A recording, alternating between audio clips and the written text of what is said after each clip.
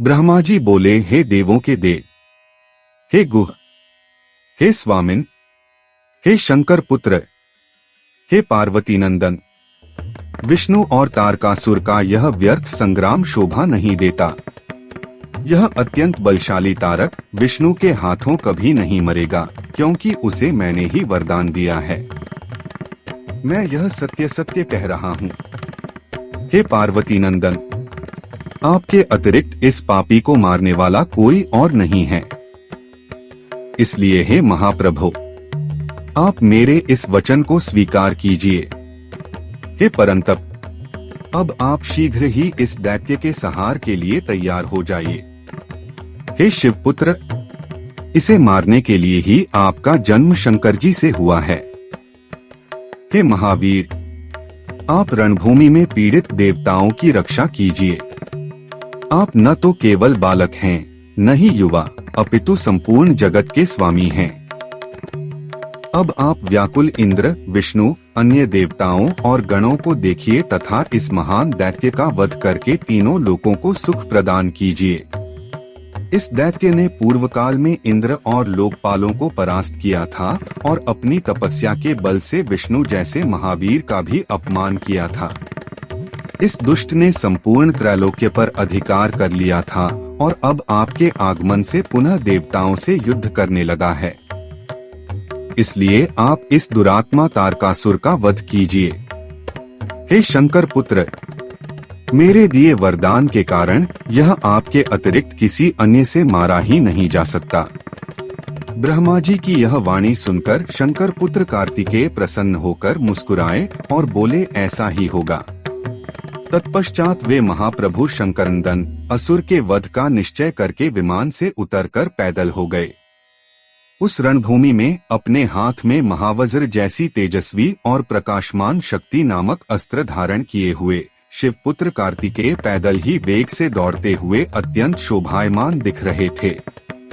उन्हें प्रचंड, धैर्यवान और अप्रमेय देखकर तारकासुर ने देवताओं से कहा, क्या यही कुमार हमारे शत्रुओं का संहार करने वाले हैं? मैं अकेला ही इस कुमार और अन्य वीरों से युद्ध करूंगा और लोकपालों सहित सभी गणों और विष्णु आदि देवताओं का वध कर डालूंगा। ऐसा कहकर महाबली तारक कुमार को लक्ष्य बनाकर युद्ध के लिए आगे बढ़ा। उसने अपने हाथ में अत्यंत अद्भुत शक्ति उठा ली और श्रेष्ठ देवताओं की ओर देखकर कहने लगा। तारक बोला, हे देवगणों, तुम लोगों ने इस बालक कुमार को मेरे सामने कैसे खड़ा कर दिया? तुम सब बड़े निर्लज्ज हो, विशेषकर इंद्र और विष्णु तो पूर्णतया लज्जाहीन हैं। पूर्व काल में भी इन दोनों ने वेद विरुद्ध आचरण किया है। मैं विशेष रूप से उसका वर्णन कर रहा हूँ, तुम सब सुनो। इन दोनों में खासकर विष्णु तो बड़ा छली, दोषयुक्त और अविवेकी है। उसने पूर्व में छलपूर्वक असुरराज बलि को बांध डाला था। उसी ने जानबूझकर वेदमार्ग को छोड़कर धूर्तता से मधु और कैटभ नामक राक्षसों का सिर काटा था। इसके बाद देवताओं और दैत्यों के बीच अमृत पान के समय उसी ने मोहिनी रूप धारण कर पंक्ति भंग किया और वेदमार्ग को दूषित कर दिया। रामावतार में उसने ताड़का नामक स्त्री का वध किया, बाली को छिपकर मारा और विश्रवा के पुत्र रावण का भी वध किया। इस प्रकार उसने वेद सम्मत आचरण का नाश किया। यह पापी बिना किसी अपराध के ही अपनी पत्नी का त्याग कर बैठा। इस तरह इसने अपने स्वार्थ के लिए वेदमार्ग को नष्ट किया। परशुराम अवतार में इस दुष्ट ने अपनी ही माता का सिर काट डाला और युद्ध में गणेश को हराकर गुरु के पुत्र का भी अपमान किया। कृष्णावतार में इसने कुलधर्म और वेदमार्ग को त्याग कर अनेक विवाह किए और अनेकों स्त्रियों को दूषित किया।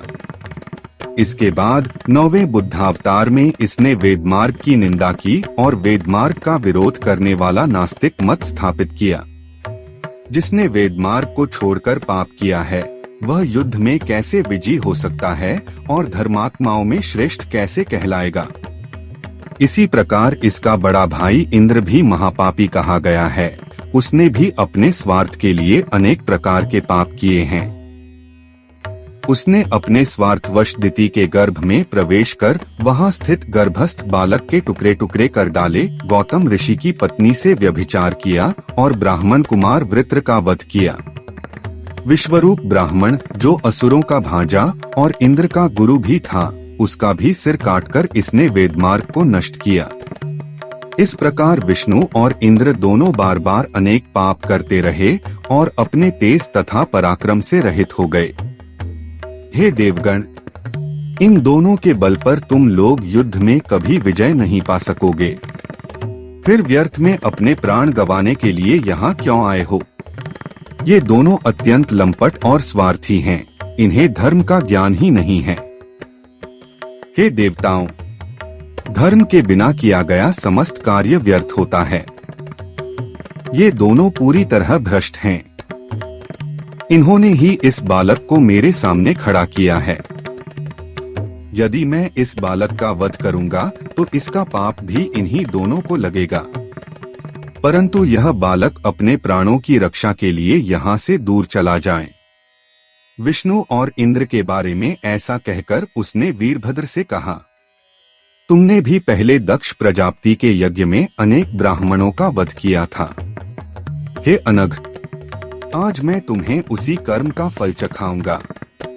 ब्रह्मा जी बोले, इस प्रकार युद्ध करने वालों में श्रेष्ठ तारकासुर ने विष्णु और इंद्र की निंदा करके अपना सारा पुण्य खो दिया और अत्यंत अद्भुत शक्ति धारण कर ली।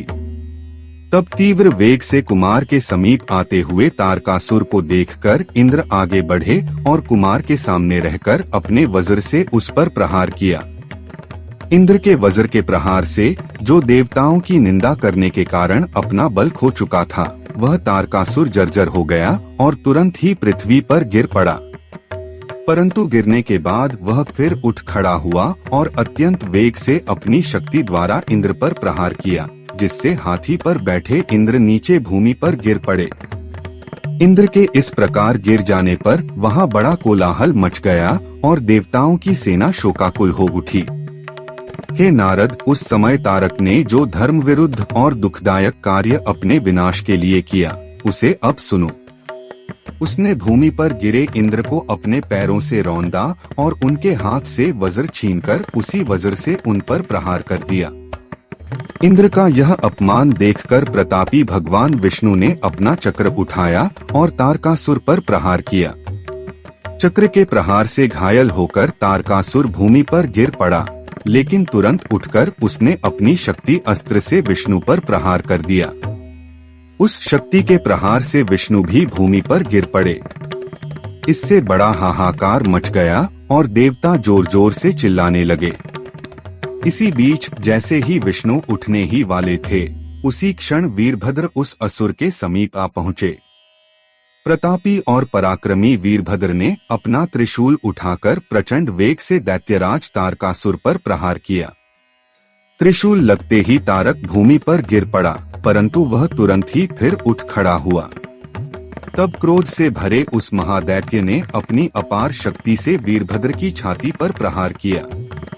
उस प्रचंड शक्ति अस्त्र के प्रहार से वीरभद्र क्षण भर में मूर्छित होकर भूमि पर गिर पड़े। यह देखकर देवता, गण, गंधर्व, नाग और राक्षस सब मिलकर जोर जोर से हाहाकार करने लगे और बार बार पुकार उठे। क्षण भर बाद शत्रुओं का संहार करने वाले महातेजस्वी वीरभद्र प्रज्वलित अग्नि के समान प्रभावशाली और बिजली की तरह दैदीप्यमान त्रिशूल धारण करके रणभूमि में शोभायमान हुए। उनका त्रिशूल अपनी अद्भुत आभा से समस्त दिशाओं को आलोकित कर रहा था।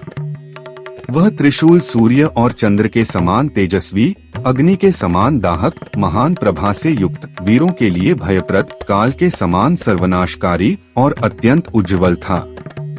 जब महाबली वीरभद्र उसी त्रिशूल से असुर को मारने के लिए उद्यत हुए, तभी कुमार कार्तिकेय ने उन्हें रोक दिया।